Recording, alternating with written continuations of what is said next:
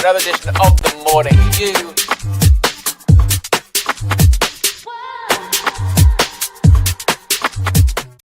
Fabrizio Romano stays dropping hints, man. He's dropping hints that Adam Wharton could be on the move in 2026. Of course, after the World Cup, all of his focus is on that, as you could imagine.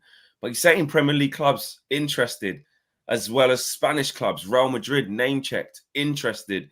And we know that Adam Wharton's a top player. So much made at Man United about Carlos Baleba going after him. But could Manchester United's next midfield move be for someone like Adam Wharton? I think Man United should be doing everything they can to get players like this, like Carlos Baleba. Do you know what I'm saying? 100%. They're going to be the two hottest properties on the market in terms of from the Premier League, in terms of young midfielders up and coming.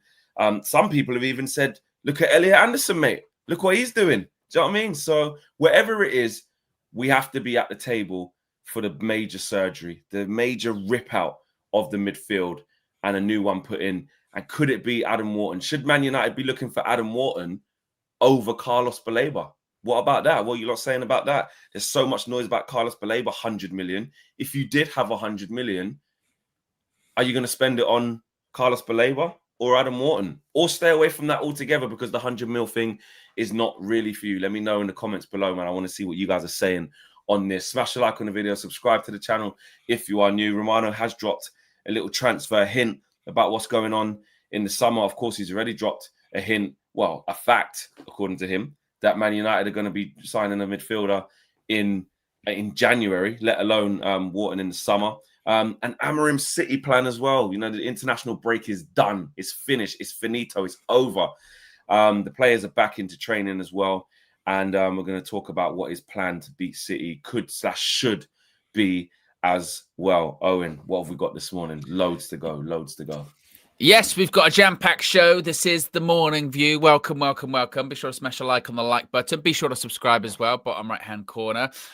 Yes, we're going to be talking about Adam Wharton. We're going to be talking about Ruben Amorim, the plan, because there's a Manchester derby at the weekend. It's kind of weird when these matches are straight out of the international break because you're kind of, you know, you're not fully up to speed just yet, and then bang, you know, it hits you that you've got a Manchester derby. But one thing you can do is you can get ready. Another word you can get is optimized. Roll VTO. Today's video is sponsored by our friends at Oxford Natural and their all-new natural supplement, Optimum Day and Night.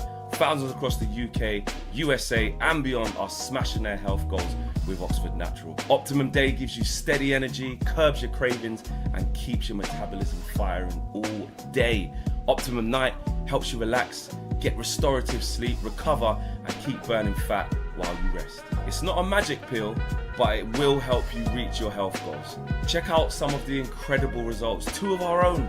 Owen lost over 100 pounds in 10 months, and KG dropped 30 pounds in 4 months. In 8 months, football legend Michael Owen lost 35 pounds, and Robbie from AFTV, Don Robbie, lost over 80 pounds. And in 6 months, Anita, an award-winning immigration lawyer, lost 44 pounds, and Linda, a law firm executive, lost over 50 pounds. No gimmicks, no needles, just results. Oxford Natural, let's get to work.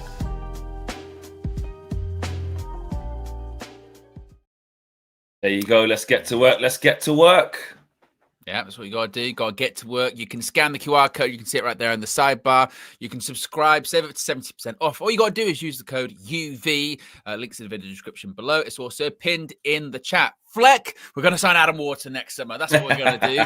Oh, yes, we're going to sign Adam Wharton. Fabrizio Romano, he had his little nap, his little rest after a very busy transfer window, and he woke back up and he said, I want more transfer news. I'm going to give you some more transfer news pertaining to the midfield rebuild that's coming next summer. As Flex mentioned early on, according to Transfer Insider Fabrizio Romano by Court Offside, Manchester United could be set to target Adam Wharton from Crystal Palace next summer. Romano said on his YouTube channel, quotes, I think if something happens, it's going to be after the World Cup. But for sure, now the focus of the player is on Crystal Palace. That means next summer there's going to be a big bidding war for Adam Wharton. Romano said, quote, he didn't want to move this summer and he was not pushing for a move because he's fully focused on Crystal Palace. Then in 2026, I would not be surprised if something happens because Premier League clubs, but also clubs in Spain, including Real Madrid, are monitoring the boy. And so let's see what's going to happen, which raises the question, Flex, if we were to go for Adam Wharton next summer? I mean, this is quite difficult, isn't it? It's quite difficult when it comes to football's a lot can happen in a year. A lot can happen by the end of the season, as we saw last season, right? Can we compete, with a Real Madrid if they really want to go get Adam Wharton next summer? I mean, we did it before with Lenny Yoro, I suppose. Can we do that? Well, football metric at this moment would say probably not. Like, if they're in for him, like, this isn't like an emerging kid for like 50 minutes. This is double the like, this is super stuff going on here. Then I would say no. But the allure of Man United and staying in the Premier League and staying in England to someone like Adam Wharton, I don't want to be too presumptuous, but I do remember his interview when he first got into the England squad, and he was talking about his life and how he lives his life, and he's really quiet, not many friends, just likes to chill with his family. I'm not saying that's why he will never go to Spain and he'll never want to learn Spanish. I'm not doing that. But he did strike me as someone that's like, I could see him playing for one of the big teams in England if they came. But listen, I'm not going to take anything away from the boy in terms of, his ambition to go and play for one of the greatest clubs ever in Real Madrid. So I was probably doing him a disservice, but that's probably my Man United bias, just sort of being like, he's quite quiet. Maybe might just want to go up the M6 instead. I don't know. But it would make it a lot more difficult, especially, going, it doesn't even matter what type of season Real Madrid have, actually. If they come knocking, it's Real Madrid. So it would make it extremely difficult. Rivals and neutrals would say, look at these stupid Man United fans thinking they got a chance of getting someone like him against someone like, Real Madrid. But you have to believe in yourself, right? And if the work's being done, which, listen, we don't know. We don't know what's being done behind the scenes. We don't know how this is going to work. If it's been done and you can convince him, then there's every chance. But the work has to be put in from now. That's for sure. You have to make it clear that you want to sign these types of players this early. And I don't know where we're at with the Carlos Baleba thing. Is it as transparent as we will just go back in for him in January? Yeah. A lot of people think we'll be able to do that. I don't think we will. I don't think we'll be getting Carlos Baleba in January, but at the summer, or could we see something crazy? Could Man United go and get both of these players? Probably maybe. Well, you never know. And look, when it comes to Carlos Baleba, look, he might have a season at Brighton when we go, actually, I tell you what, maybe that happens. Maybe we kind of leave that one a little bit. Maybe we just kind of wait and see. I don't feel like we'll get that with Adam Wharton. It feels like, well, I was about to say Palace are a stable side. They are, but it feels like there could be this big explosion happening soon with Crystal Palace, isn't there? That's got a few injuries though. I do. That does have a couple of injuries, Let's have a look at.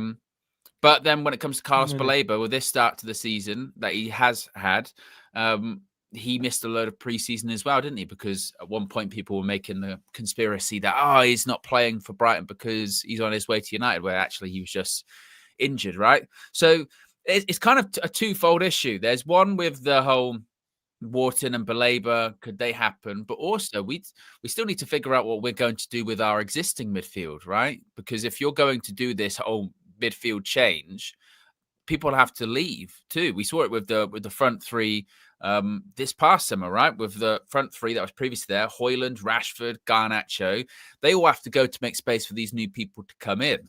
So then there naturally has to be a conversation of, right, Casemiro, his contract's coming up, he'll go.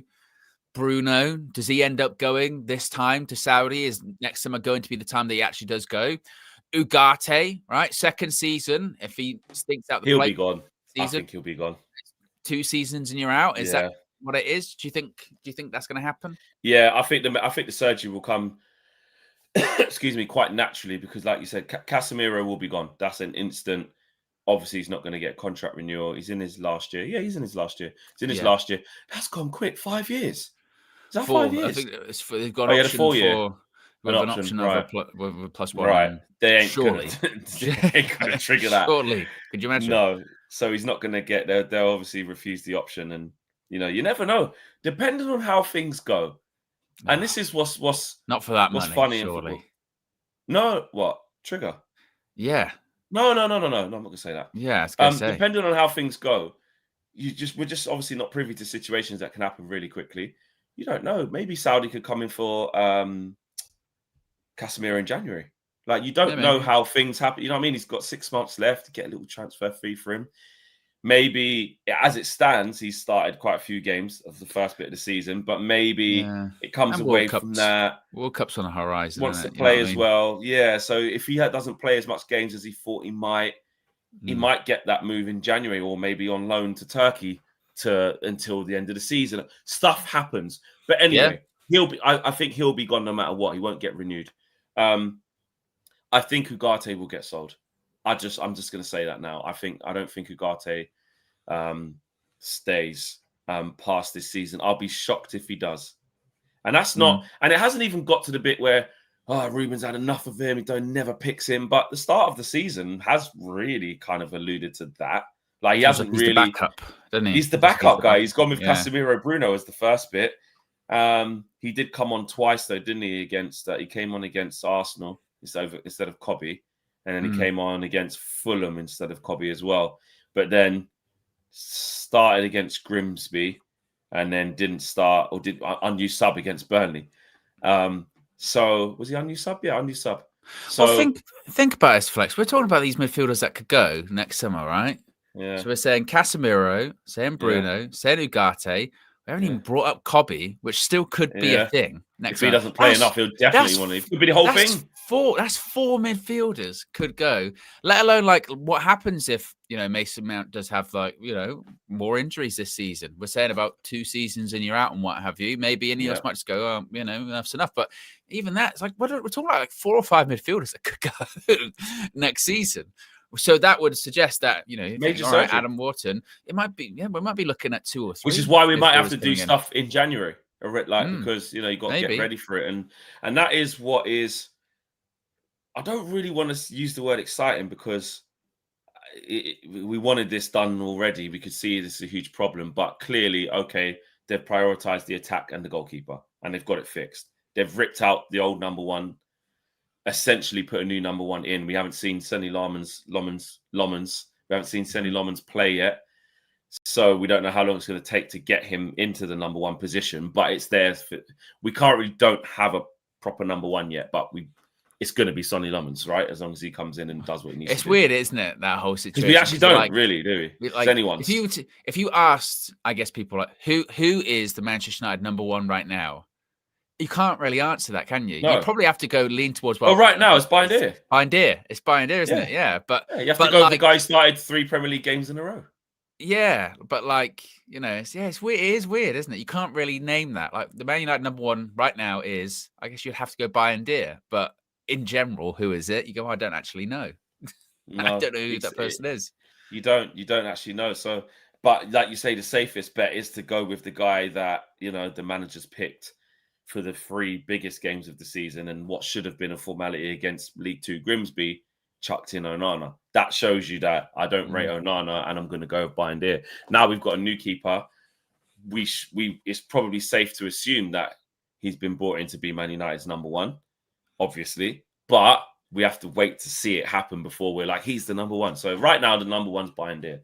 But Man United have addressed top end, bottom end of the pitch. So the middle, why I was sort of in inverted commas using the term excited. It's like, there is going to be major surgery here, and I'm intrigued to see what this is going to look like. Now, excitement is like, oh no, they're cooking. Oh, bring me Belabor. Oh, Wharton. I know we are cooking. But then it could look like he's right. We did want Conor Gallagher at the last bit of that summer, so we got him on a permanent 20 mil. I don't know who else. I can't even think off the top of my head, but not those like beautiful names that we were maybe thinking of. So I need them to get it right. That's why I'm like, excitement. I don't know. I'd say intriguing. Yeah, that's the word I'm going to use with it, because Wharton, I think, would be a fantastic signing. But Belabor, obviously, I don't think there's any infighting amongst us that's like, oh, I'll tell you what, Wharton, no, we don't need that type here. No, everyone, We don't agree on a lot at Man United as fans. But like I said the other day on DR, Onana is one thing we all agree on. Yeah. The fact that the midfield needs work, we all agree on. The fact that Adam Wharton's wicked, and like we'd all have him, I think we all agree on. And I think Baleba, because remember when the Baleba thing was happening? It was us when we went, actually, spending 100 million on Carlos Baleba, is that actually...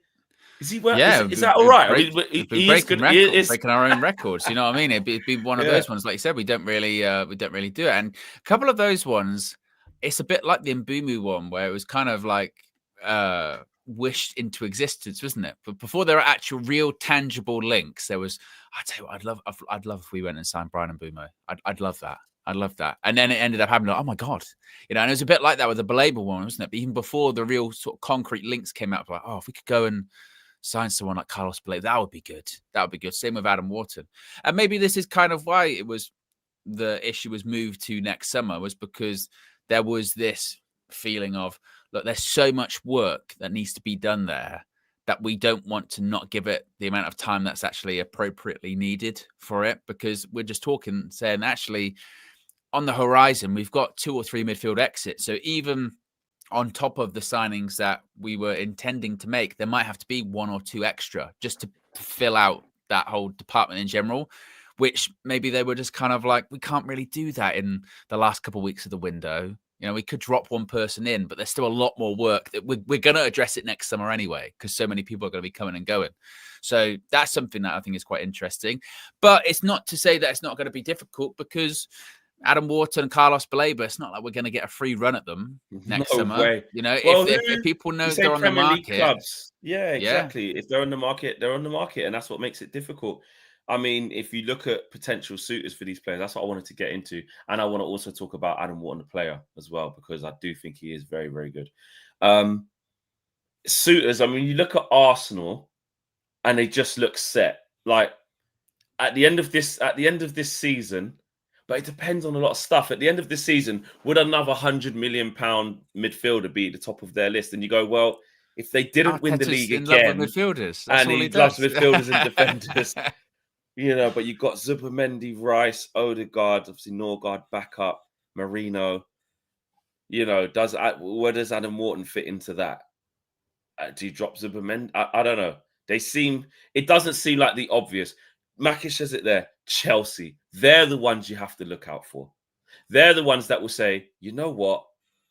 Enzo Fernandez, Caicedo, Palmer, guess what? We're just getting Wharton as well. 100 M's. Caicedo, Wharton, you know what I mean? Palmer in the 10. Enzo, you could either get sold or you're fighting for a position. We don't care. We'll do it. Chelsea, definitely. You could see Chelsea doing that. Chelsea, Liverpool. I mean, they could. I mean, why not? They just signed Alexander Isak when they'd already bought Ekatike, and it was like he's doing really well. There was even a real conversation, wasn't there, about that Isak one as time was going on of, do they actually need him? do they actually need him? I mean, now everyone's saying, what are you going to do with Ekatike? What are you going to do? Exactly. Yeah. I mean, obviously it's Liverpool good to have, don't care. but Liverpool, they could get Adam Wharton. City, with a season that they may have, who knows what they're gonna where they're gonna end up. They'll be like, we need more, need fresh. Newcastle, they'd look at it and go like, there's loads of teams. So really, when we look at they're set. It's probably no. Any big team. Any big team.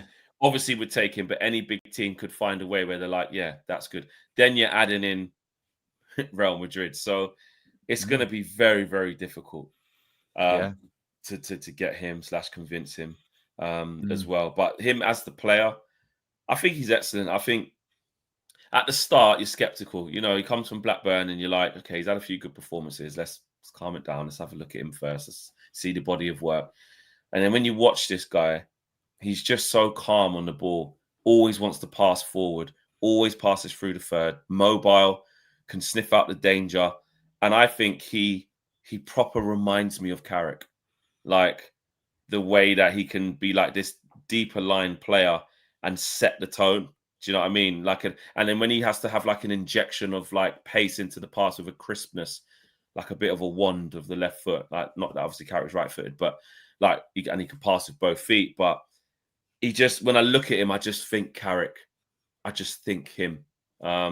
So it's big boots to fill, obviously, and he's got a lot of time to pass before you can say like he's as good as Carrick or anything like that. I'm just saying, when I watch the guy, he reminds me of that sort of player, and you like a tempo setter, someone you can give the ball to, you know, in tight situations, someone you can say, right, get us playing, get us ticking, increase the tempo of this whole game for us, and it could go through him. Yeah, no, he's, like I said, he's a top player. It's going to be, and if he's on the market, it's going to be a lot of people all going for him at the same time. It'll be interesting to see what price do you think Crystal Palace would go for him? Well, we hear the cliche 100 M's, don't we? How many years has he got left on his contract? Well, he's only signed last year, isn't it? Was it? Or did he have a full season? He signed the year before in January. Came in January. Must have been January before. He signed in February 2024. It expires June 2029. So he's got a bunch of time left. So even next summer, he's got 3 years left on his deal. So Palace can charge 100 million. That's when you get into 100 million territory, aren't you? 3 years left on his contract. Young player, English. You know, in the Premier League, it's getting close to 100 million, isn't it? Really, that's what you're looking at. What are people saying about Elliot Anderson?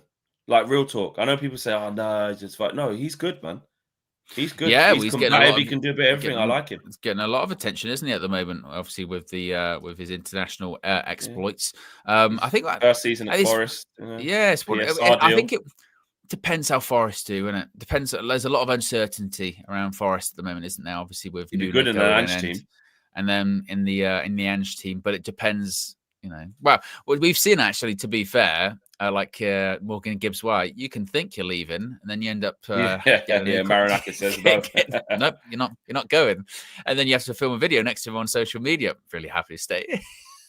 So, maybe people look. Everyone's saying Anderson, yes, very underrated. Not against it, says Lil Yo-Yo. Anderson over Baleba for me, says Karen Dorr. A lot of listen, Elliot, because here's the thing as well. As United fans, here's what's going to happen, which already has happened. We're going to be fixated on the flashy two names like Baleba, Wharton, but that doesn't mean that the club has failed if we don't get those two. Like, it's all about the profile, and it's all about, can they do the job? Yeah. And, you know, if we got someone like Elliot Anderson, I see the way he plays the game. Proper, honest player, up and down, puts it in, can play high up the pitch, can play deeper, wins tackle. He does a bit of everything, mate. Honestly, like he is good. And actually, with his role in the England team, depending on how he keeps going, the complexion of players changes very quickly, isn't it? Like, if he keeps Adam Wharton out the team and Thomas Tuchel just starts going, tell you what, for the balance of this England team, I'm gonna keep going with Elliot. He's all right. It changes everything. Well, you mentioned that, though. This is the other key part of that is obviously with it being a World Cup year, if any of those or any players that we're linked with, frankly, have a half decent World Cup, that expense gets even higher. It's a half decent 20-30 added on. Yeah, we're talking about Adam Wharton or Elliot Anderson there. We're saying, Adam Wharton, £100 million player. If England Forrest will say the same thing. If England have a good run at the World Cup and they're integral to it, my goodness me, then you're laughing. You'll be like, well, okay, that's next, like you said, an extra 20 million, extra 25 million. Well, even away from the World Cup, if he has a good season with Ange and they win the Europa League, or they finish in the Europe again, or they do well, or even if Spurs Forest are shit, but he just looks, you can tell he's the guy. He can still command serious money. Do you know what I mean? Yeah. And it's Forest, so you know what they're about. So you're right. He's probably going to have, a really high price tag on him already, because he's a good player. If you ask any Forest fan about him, they'd tell you, mate, forget Adam Wharton, mate. He's 100 million now. Elliot Anderson, they'll tell you that now. Obviously, it's their guy. So yeah, I think. Did you think it was interesting with the international break? Because I think it was Spurs. They put up a post and they were like, "Oh, we've got the most England internationals during this break or whatever." And obviously, Man United, we don't have any, don't we? Because you mean in the England squad? We have in the England squad, in the England squad. Isn't Arsenal got the most? Whoever. But recently, there has been definitely a decline of Man United players don't get called up that much to the England squad anymore, does it? Because obviously, you don't have Maguire, don't get in there, and under Tuchel, we'll see what happens. Luke Shaw, It's a good thing. To be fair, I'm surprised he hasn't like retired from international duty or something like that. Luke Shaw,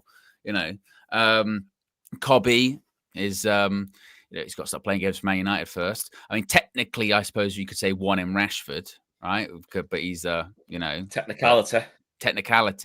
But it does say quite a lot, doesn't it?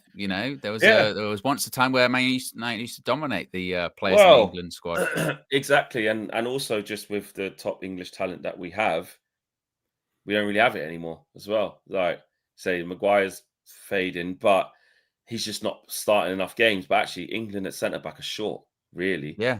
The Levi Colwill was injured, Stones is injured, so you've got Gahey and Konza and Dan Burn and that. So, like, Maguire, to be fair to him, if he can play a bit, like he probably should be. He probably should be in there. Luke Shaw, like you say, like Show says there, if Henderson can get in, if Luke Shaw plays consistently, he might get back in. But and Cobby's not playing enough, and Tuchel said he knows how good he is, but the circumstances haven't really helped Cobby at this moment. He needs to play games. It's as simple as that. So if Cobby plays games and has a good season, he can get back in. But I said this is what I mean. Midfielders like Adam Wharton, Elliot Anderson, Morgan Gibbs-White, Morgan Rogers, these types of central players, whether they're 6, 8, 10s, whatever, just call them central players. They're all places that Cobby could feature in the right system. They're all surpassing him. They're all surpassing him because they're playing week in, week out. And last time I checked, the teams they play for have been way better than Man United as well. On top of that, so that's why it's going to be really difficult for Cobby mainly. You're forgetting Mason Mount. Tuchel loves him as well. Says Flyballs. Yeah, he does love him. He's injured. He's injured. But Mason Mount would have to be like exceptionally good for Tuchel to bring him back in over like, what I mean, Eze, that's Rogers, wild, isn't it? Because Gibbs, like you say, White, so Bellingham, we're sort of saying then, like, he's not. days. We're saying then, like, Mount's not better than those players, and yet he's our number 7. He's on, well, I don't even know officially what it is now. It might have gone down a bit, but he came in on a contract. It was $250K a week. He's like the 3rd highest earner at the club, and you're listing there like 5 or 6 players that are way ahead of him at an international level. It's like, my goodness me, it's not as if again with Mason Mount, like he's a bad player, but that deal to bring him United is a bad deal. 60 million quid, 1 year left on his contract. Chelsea get 60 million of pure profit. Bear in mind, when we're selling Garnacho to them, I know slightly different deal, but we can only beg to get 40 plus a sell-on clause, right? And he's on 250K a week in the number 7. That's nasty. That's a nasty deal. That is a nasty deal.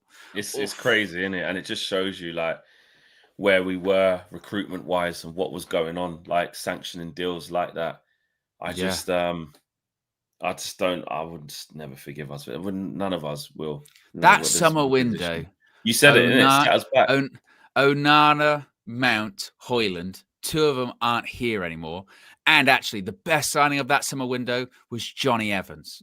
Yeah, and he came just to get fit, and we were like, "We'll keep him." And then he's starting big games for us. My goodness me, that transfer window, that is an all-time. People recently are talking about like the greatest window ever, like Liverpool, they might have pulled it off, or PSG a few years ago when they signed like Ramos and Messi and all those people. They're like, "Oh, it's an amazing window."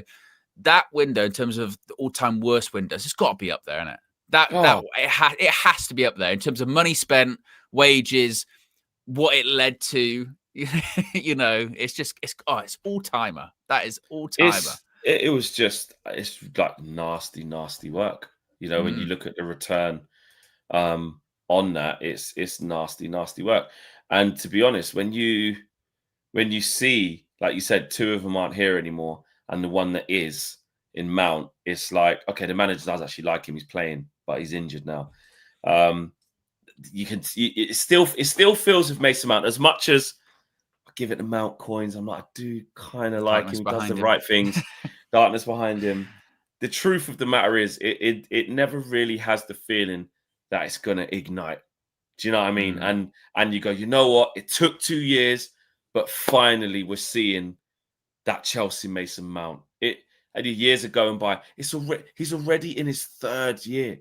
How That's the quick thing. has that Time gone? goes. His Time goes 3rd fast, year. isn't He's it? 3 years into. Well, he's 2 years into this contract, into his 3rd year, and Yeah. it's like the time is moving so far, and we've still had nothing back from it. Yes, you know, a goal here or two. I mean, what was it? A goal against Brentford, which we ended up drawing straight away because we couldn't keep a clean sheet. Yeah, and he got his first one. That was when that was his first goal. The one against Lyon when he come off the bench, or was it Sociedad in the Europa League last year? There was it I Rangers? think that was that Bilbao when he scored from that Bilbao. halfway line. Yeah. Oh yeah, that one, Yeah. and then the one Yeah. where he done the half turn and wrapped it in the far corner at Old Trafford. Someone put that in the chat. Who was that against? Was it Leon? But the fact that we're doing literally like Yeah, exactly. And then the one on tour against Everton, great goal. Yeah. Do you know what I mean? Yeah. So like it's just not. It's not igniting. What we're saying, what we praise him for, and I'm part of this, is like, you know, plays the game in the right way, runs, you know, gets on the ball, a bit of intensity, but it's not. He's not getting into any of the other teams that we're trying to compete against, and he's also not striking fear into any of them other centre backs or midfield. Like no one on the opposition goes, "Shit, Mount's playing." Do you know what I mean? And I think that's the problem that we've had. I do actually like him as a player. I think he's technically sound. I think he's a hard worker and stuff. And the best version of him is actually a very good player. But let's be honest, I just think the best version of him's too far gone, isn't it?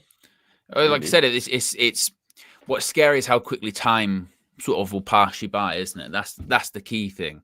Is that when we even when we signed Mason Mount, he'd had a season at Chelsea where he had some injuries, but he wasn't that far removed from, like you said, being a constant in the Chelsea team, the time under Thomas Tuchel and what have you. And you thought, well, look, yeah, he's had a difficult season here, but he's there. All right, we got something. But then, like you say, he's now into your 3rd season or whatever it is. It's like, bloody hell, that was quick. How quickly football's passed by and you've not really done all that much. Scary, really scary stuff indeed. Also, what is scary, Flex, is the likes. We've only got 200, so if you haven't already, click the like button, and also be sure to subscribe to United View. Let's see if we can get to 400, 500, as per always. I've also, Flex, before you get to the super chats, well, actually, I'll say after you got to super chats, but there is an interesting thing about the Manchester derby at the weekend, which is maybe going to fill you with confidence. Right. Okay. Right. Owen says, Owen, please invite Riri on red carpet along with Minna. Well, it's my responsibility. I didn't realise. Thank you. Yeah, he's just put it straight onto you. Yeah. Listen, when them guys are available, shout out Riri. Always in contact with Riri. We can get Riri to come on for sure. I've been talking to her for sure. And Minna, I'd say Queen Bean's always there. You know what I'm saying? So yeah, I'm sure we could look at that in the future at the request of the viewers. Frozone's Lost Super Suit has become the latest member of the UV Members Club. Big up to you, Frozone. Shout out to you. Jao Fernando says, if we get Wharton and Baleba, then Mainu bench. We'll have more games to play by that point. You know, we'll be in hopefully, Europe next season, more games, so it'll be as much of an issue. Maybe. But right now, if we spent big on those two, you would have to say yes under this manager. This manager doesn't see Cobby as a starter. Lil Yo-Yo says nearly every Ten Hag signing made in his first 2 seasons are gone. Coincidence? I think not. Ten Hag is a criminal. Yeah, so Onana, Anthony, Hoyland, Malacia. Yeah. He didn't sign Sancho. Garnacho, no, he just promoted him. So 4. So standing is main. Eriksen's gone. Eriksen's gone. That's 5. So then you go Xerxes still here. Ugarte, De Ligt, Mazraoui. Yeah, anyone from last season. Really. Anyone from last season, obviously, and also Leacher is still here from. Well, and then last season was his 3rd season, wasn't it? So first 2 seasons, it's that group. But the point made is there's clearly been a sort of an attempt by Ineos, haven't they, to kind of unpick those signings that were made in those first 2 seasons. Because if you saw that report from Sport Builder in Germany, they kind of detailed what went wrong for Ten Hag at Leverkusen effectively. And shocker of all shockers, one of them. Let me see if I can find this actually, because I want to make sure I get this games. right. Well, from what they were sort of saying is that like a lot was going wrong behind the scenes anyway. Here we go. It must be. To get sacked after 2 games, it must be. Yeah, it says, breaking. Bild have released an article on why Erik ten Hag got sacked at Bayer Leverkusen. Ten Hag did not get along with anyone at the club, not even his own staff that he handpicked and brought to Germany. Ten Hag interfered with the club's planning and recruitment and only proposed players from his own agency, SEG. I wonder whether no way. Surely this can't be true. It's too. So maybe too like Ten Hag. He really didn't learn his lesson at Man United and just constantly got involved in recruitment and said, "I think this guy from SEG's the way to go." It continues on by saying the players did not understand why they were doing push-ups and why that was just as important as on the ball work. I remember that push-up thing. Push-up, but yeah. Oh my days. Nah, this can't be. It's too. The atmosphere within the club was extremely cold. The players had no idea what they had to do during matches and what the specific instructions were. Which, look, we did hear that from the time Man United of like players on the pitch running around, not sure what they're meant to be doing, big gaps. The club wanted to sack him much earlier and believe they took too long. Much earlier than 2 games.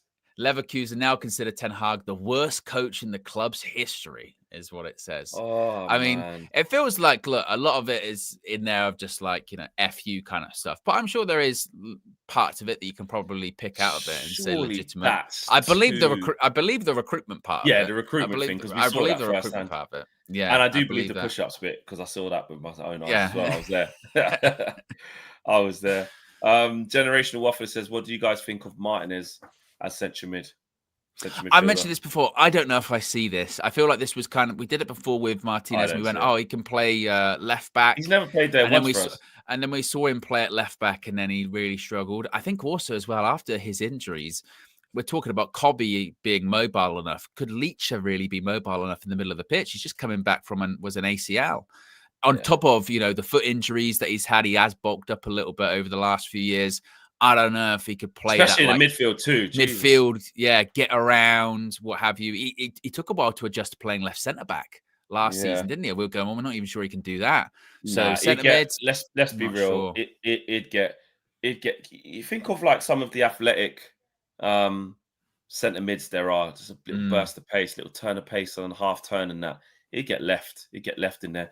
Not to mention, aerially, like you got to win a lot of headers in there. Like I know it's centre half, but we played 3 centre back. Left centre back is the perfect position for him. That's what he is. I ain't trying to see him play anywhere else really. Maybe in a game where we're completely dominating the ball or something like that, or there's a change that's made him really comfortable. But nah, I ain't trying to see that at all, to be honest. This is quite interesting, though, Flex. I was mentioning about the Manchester City game at the weekend. We do have a Manchester derby, and look, some people are saying that we're the favourites for it, or they're going, "I tell you what, City are there to be got at. We should go and get them. We beat them at the Etihad last season." Well, just think about this. These are some of the players that Manchester City are missing for the Manchester derby this weekend: Omar Marmoush, Ryan Cherki, Phil Foden, Ait Nouri, John Stones, O'Reilly, Lewis, Gavardio. That is 8 players that could be set to miss the Manchester derby for Manchester City at the weekend. Now, of course, look, they've still got fantastic players available, but when we've had a better start to the season than them, when we beat them last year at the Etihad, when we know what the game plan is, now they've got those players missing. And they're not that City that swarm you when you're on your back foot. It's so different. It hasn't been that City for a little while when we play them. Not saying it means that we win every single game against them, but okay, we've all been there. We all know, we've all lived through this period. Obviously, that prime City of like 4 or 5 years ago, 6 years ago, of like when you play them, you just know. I'm like, oh, for fuck's sake! I didn't like watching their games because it's pointless. It was pointless watching their games, wasn't it? Carl Walker bombing on, what I'm saying, obviously Rodri and even when it was Mahrez and it was awful. Like you just knew it was open heart season. If they were on the TV, it was Super Sunday or Saturday Night Football, even with the midday kickoff, whatever. I didn't bother really watching those ones because you're like, well, there's no point they're going to win. Oh, there's no danger. There's no danger there. It's not that. But also, shout out my mate Dougie Critchley from Sky as well. Good friend of mine. Does a lot of good content on his own channel as well. He also did something that I thought was interesting. He put a tweet out on X because he's always looking at stats and looking at football in a different way. I really like his stuff. And Dougie says, everyone focuses on Man City's defensive issues, but do they also have a problem in attack? He said 72 league goals last season was 14 fewer than Liverpool, and their second lowest tally of the last 12 years. Haaland is Haaland, he says, but Marmoush has picked up an injury. Shirky's out for 2 months. They no longer have their best creator in De Bruyne. Doku, Savinho, and Bernardo managed 8 league goals between them last year, and Foden is struggling to stay fit. That's a lot of headaches for Pep. And he's right, because Haaland obviously is Haaland, he's going to score. But it does feel like that now. Haaland was injured a lot last season as well. I get that as well, Leo Yo-Yo. But if you mark Haaland out the game and give him that treatment of like what De Ligt did to Gyökeres, like what we did to Haaland last season as well, at the Etihad and at home, because it was 0-0, boring game at home, isn't it? It does feel like you stop City. Like, obviously they've got players who can score at any moment, but they don't have that, like, oh my God, there's threats from all over. I look at Doku, I think now he's containable. Bottle of fizzy pop, mate. I don't rate him. Yeah. You know what I mean? You look on the right-hand side, you go, there's no Shirky. Foden can't stay fit. Who plays out there? Marmoush injured now. So that's probably what? Bernardo Silva out on the right. I think Nico O'Reilly's injured as well, I think. Yeah. He's injured too. There's a lot, Oscar Bob, to be fair, is decent. So you got to watch out for him. But there's just, you just look at it and that fear factor's not there anymore. No, exactly. I think the goals thing for them, I think, is a really interesting one. Because like you say, Haaland's always going to get his numbers. That is what it is. But what they don't have now, like you say, is those other players like your back in the day, David Silva, Kevin De Bruyne, or Riyad Mahrez was definitely one of them, or Raheem Sterling when he was there, of those other players that are going to get like 15 goals a season as well. Like they don't have that. Like you say, it does feel like all sort of Haaland or nothing. And they did, and they spent a lot of money bringing in those players to replace those people that I've just mentioned. Yeah. But Marmoush injured and Ryan Cherky injured. Like I said, Foden off the boil. Yeah, and they go, well, then it's only Haaland's going to really get the goals. And I'm looking at the team. I'm looking at the team that played against Brighton, and I don't know why Pep even dropped Ruben Diaz. But Kushyanov is rubbish.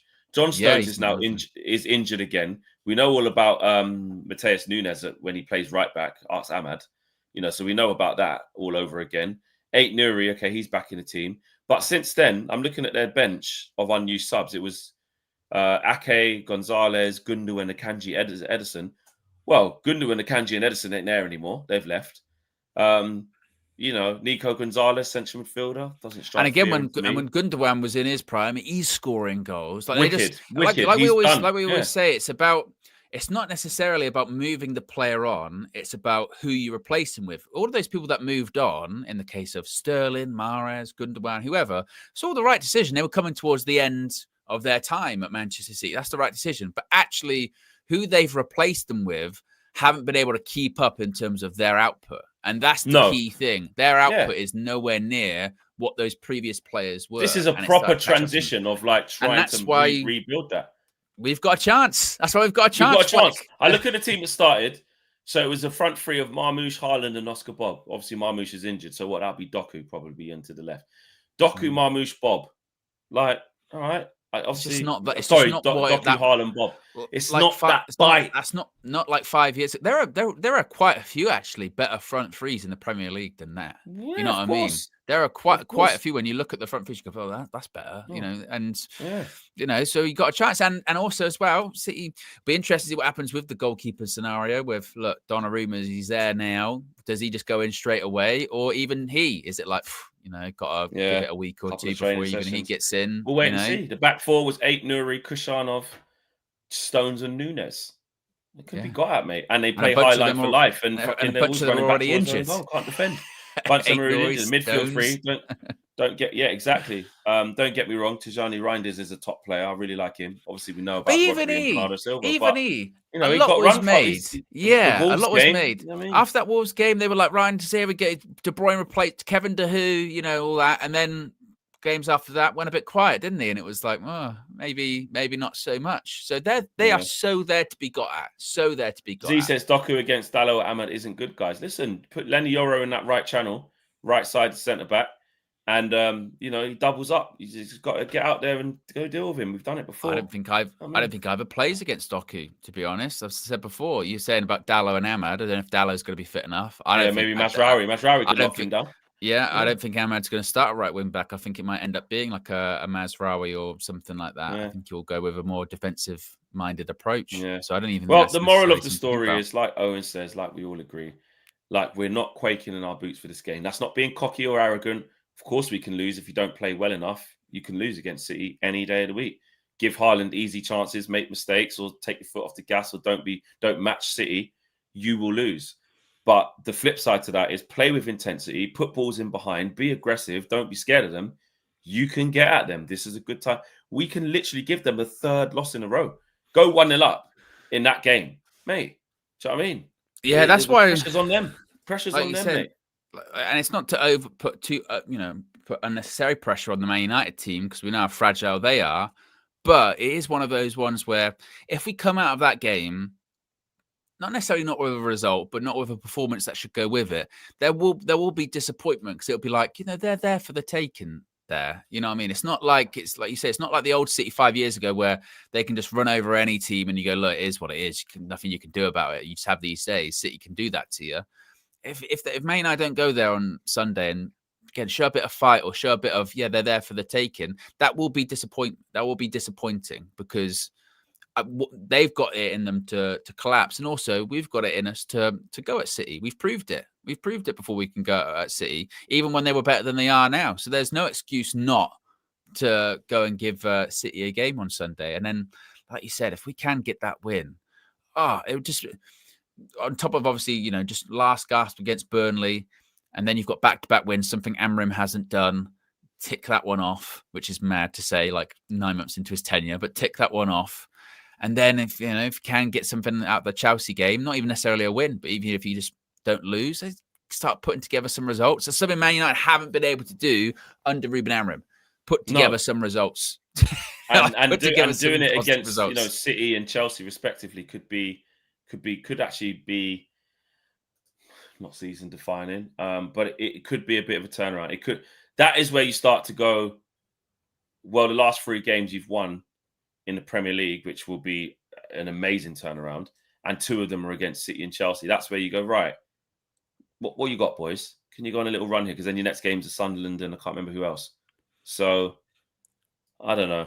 Hungry Alpaca says, have we forgotten Grimsby? We've Absolutely got to. But we've got to. You know what I mean? Nothing. You got to move on. It's done. But it's done now. Nothing came out of it in terms of like Ruben didn't walk or leave. That story's what, 2 weeks old, 3 weeks old. The thing with that is that I think that no one, people say, you overreacted and stuff. With what was going on in that moment, the manager literally said those things.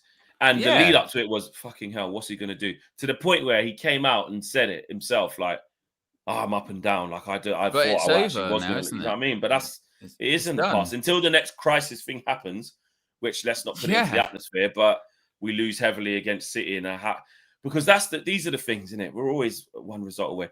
How we're speaking about this City game, if we go there and get pumped 3-0, we go, this version of City, we